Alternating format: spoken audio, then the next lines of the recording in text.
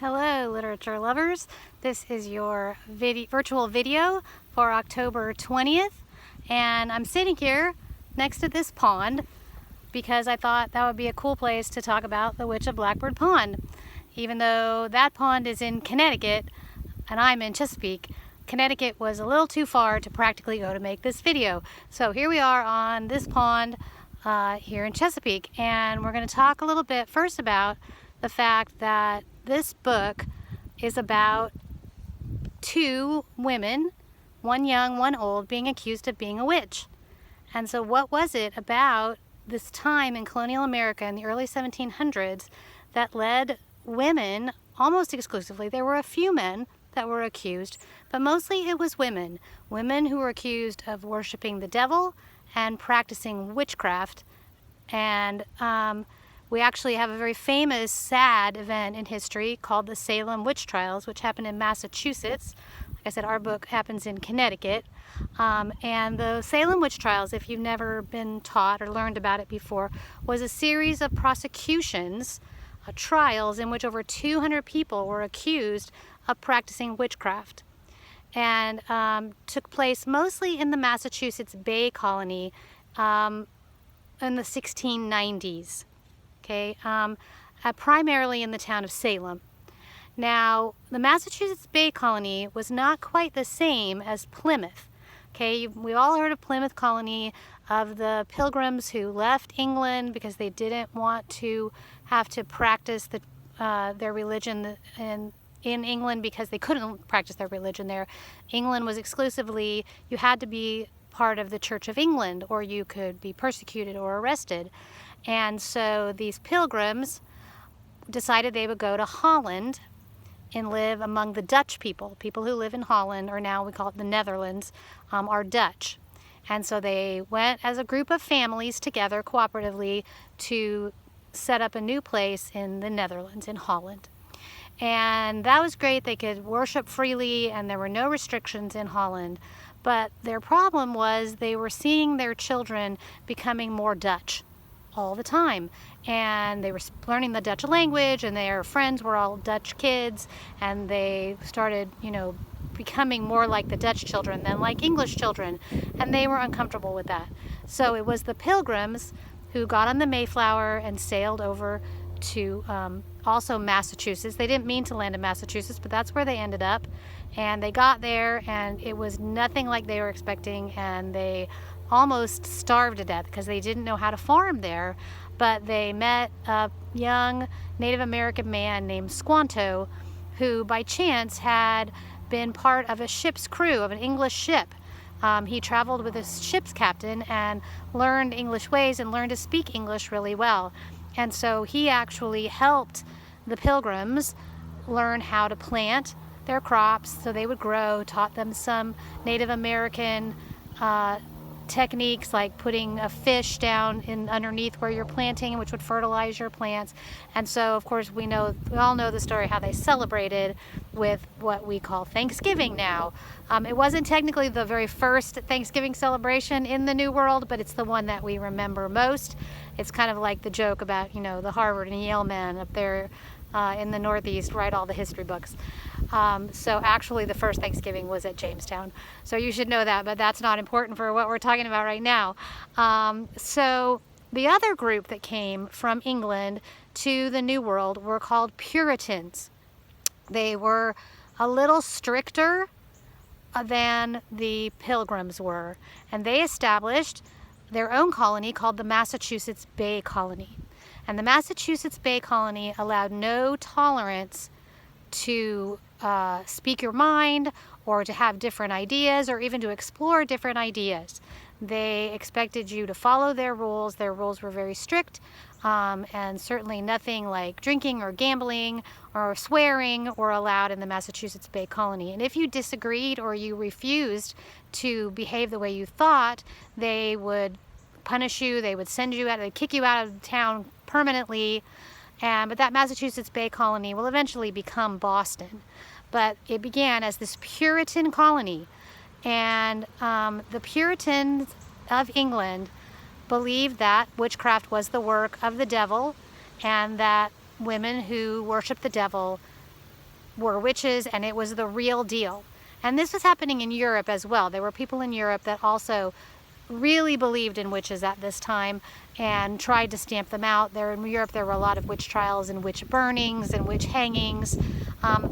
Like I said before, almost all women. A few men, but very few compared to the many, many women who were accused. So definitely there was a bias towards certain kinds of women. And sometimes if you lived alone, you might be a witch. Or if you had a wart on your face, you might be accused of being a witch. Sometimes just old women alone in the world were accused of being witches. And often it was when someone's crops would fail, or when a child would get sick and they might accuse their neighbor. One thing that historians have discovered is sometimes it was old women whose husbands had died and they were living alone, and they developed dementia, and they, kind of started living in their past. And so they would talk about things in the past as if it was happening right then. And they said, oh, they must be witches. And so the witch trials in Salem, the famous ones, began when two little girls named Betty and Abigail began having fits. Like they would twitch and scream and make weird kind of animal noises. And they would say they felt like something was poking them and pinching them or sticking them with pins. And what scientists now believe is that they were probably eating toxic mushrooms. They would go out and into the fields and they would pick the mushrooms, and some mushrooms are poisonous, and some of them have what's called a neurotoxin, and a neurotoxin affects your mind and affects how you feel. And so it may be that these girls who were accused of witches because they were having fits and screaming and making weird noises may have been poisoned. We don't know that for sure, but it's pretty well accepted among the literature that you read about this time. And sometimes they would interrupt church, and the people of Salem just knew that the devil was at work. And they took it very seriously that it was Eve who was tempted by the devil and then tempted Adam and brought down the fall of mankind. And so they really had a strong feeling that women needed to be tightly controlled because they were weak and they were vulnerable, and the devil would take advantage of them. And so that's probably one of the reasons why it was mostly women who were accused of being witches, because the men were afraid that they had been tempted by the devil.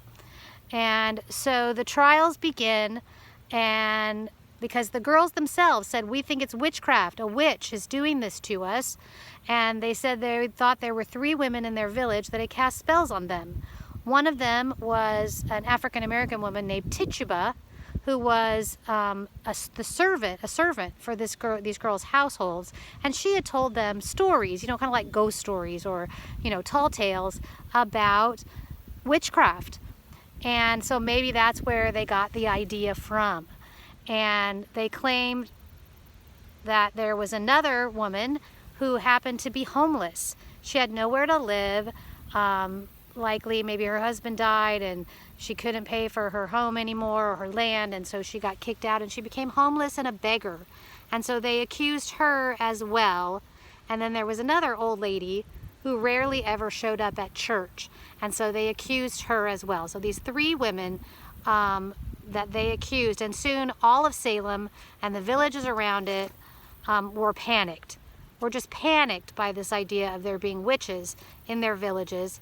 And it didn't help that Tituba actually confessed to being a witch and making a deal with the devil. So then people were positive that everything bad that was happening could be blamed on witchcraft. And soon hundreds of people were being accused of being witches. And so the pastors of the Puritan churches had to find a way to figure out who was a witch and who wasn't a witch, because all these people are being accused. And so they came up with different tests to determine if you were a witch. One of them was the touch tests, which if someone was having a fit, like these girls were having fits, and a person touched them and they calmed down, the person who touched them must be the witch who had cast the spell on them. Then there was confession by dunking. and they would dunk you in the water over and over and over again and keep you under longer and longer each time until you confessed. So they're basically torturing them because the water there is very, very, very cold. Okay, and if a person could not correctly recite the Lord's Prayer without making a mistake, they were considered a witch. And there was something called spectral evidence. And a spectral evidence was if you had a dream about a specter or a ghost or who told you who was a witch, then that person was considered a witch and was working with the devil. And then the test of submersion, where they would basically bind your hands and feet and throw you in the water. If you floated, you were a witch. And if you sank, you weren't a witch. Now, if you were lucky enough to sink, if they were quick, they'd get you out before you drowned. But not everyone was saved from drowning. So, but don't float, whatever you do. And the last test was called pressing. And they would basically lay heavy stones on your chest if you were accused. And it was supposed to force the confession out that you were a witch. Unfortunately, a lot of people got pressed so hard they couldn't breathe, so they couldn't confess or deny. And there was actually an older man, an 80-year-old man, who somebody accused of witchcraft, and they crushed him to death with the stones that they put on him. So, like I said, almost all of the witches were women, female. There was definitely what we would call a gender bias there, but there were some men who were also accused, although it was much rarer. The majority of people who claimed to have had spells cast on them or had been afflicted by a witch were girls under the age of 20. Can't explain that, but there you have it.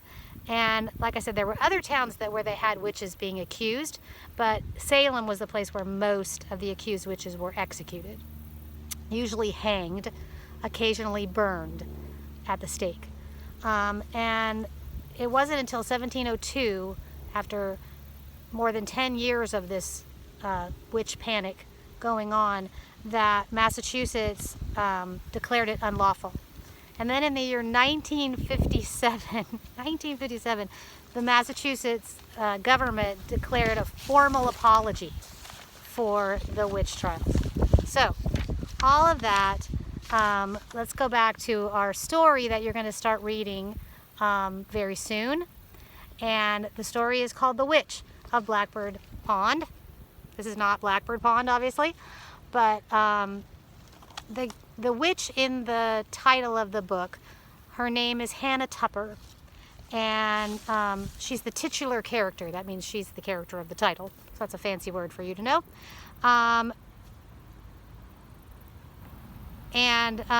She was a Quaker, therefore she was different. The Quaker religion actually faced lots of persecution in early American colonies. The Quakers were considered not a real Christian religion. Even though they professed Christ, they just didn't do it right. They didn't sing hymns and they didn't have sermons. They had meetings, and they would have quiet meetings, and they would sit together in their meetings and pray, and if someone felt led to speak, they spoke. And there was no hierarchy, there was no minister, and there was no church council. It was everybody was equal in the eyes of the Lord, is how the Quakers looked at it. And so people thought they were really weird, because that was not how you did church, ever. And so Hannah and her husband Thomas had been driven from their previous home, and they weren't allowed to live with the Puritans anymore. They were even branded on their forehead. And if you know what branding is, sorry about that, I'm sitting on a golf course, and a golf cart just drove by. They would take a hot iron with a little symbol on the end, they'd heat it up in the fire, and then they would press it into your forehead to leave a permanent burn and scar. I think I have another golf cart coming up here, so we'll just keep on going. But yeah, basically they were different, and so that's why those things happened to them. So we're talking about prejudice and persecution of people who are different. I mean, you know, we even see it in modern society. It seems to have something to do with human nature. It doesn't have to matter how civilized you are or modern you are. People who are different often end up in tough situations. So The Witch of Blackbird Pond is about the danger of this kind of intolerance and bigotry and basically excluding people from society. The town is Weatherfield, Connecticut, and Hannah is of a different faith, so she has to live out of town, out by the pond, and they don't try to understand her, and they actually fear her because she's different. And as the heroine of our book, Kit Tyler, says, people are afraid of things they don't understand. And to the Puritans, Hannah was not a person to be respected. She was just a witch. And because I'm by a pond, of course, you can hear the geese that are nearby hanging out at the pond. So this is a fun place for a video, huh? Okay, and so throughout history, society has done this, targeted people this way. And so in The Witch of Blackbird Pond, we will see again the dangers of this kind of thinking and even the kind of violence that it can lead to. So you need to have this book by Thursday. This video is for the I think I said the wrong date, but by this, no, forget that. By the 29th of October, you need the book, because that's where we're going to start reading it. Okay, so in the meantime, I want you to be sure that you're thinking about your story for NaNoWriMo. I want you, by the time I see you again, which will be the 29th, when I get back from the trip I'm taking, I want you to be settled on who your main character is, what their name is, what they're like, and I want you to begin really thinking about what's the incident that's going to smooth the story going, okay? I also want you to start thinking about some of your secondary characters. Who are they? Are they friends? Are they enemies? Are they pets? Are they alien creatures? Are they witches or warlocks? So start thinking about who are my secondary characters that are going to fit in with this main character in this setting, and your plot. I really want you to start thinking about your plot. What is this book really going to be about? I'm not asking you to write anything down yet. I just want you to think it over. Like, what's going to happen to this person? Why is it going to happen? What are they going to learn? What's going to be the crisis event in the story? What's going to be the conclusion that wraps everything up? I want you to think about all of those things, because November 1st we will begin writing. So the more you've thought ahead, the more you've maybe taken some notes about things you're thinking about and things you're remembering, the better off you'll be when it's time to start writing. And then you will have the month of November, which is 30 days, to write your story. So be prepared for that. Be thinking about it. This will be a big part of your grade, so I'm not a big focus on grade kind of teacher, but I want you to think about it because this is a major assignment, major writing assignment that you will need to put some time and effort into. It will eventually need to be typed. Keep that in mind. You're going to need to turn it in be typed with a cover page. Okay, and I'll give you all those details when I see you again. And so enjoy the view of the pond here. It's a windy day in Chesapeake. It's really pretty, but I found a little spot that's kind of sheltered, and we only got interrupted by 2 golf carts, so that's good. So y'all have a great day, have a great week, and I'll see you when I see you. Bye for now.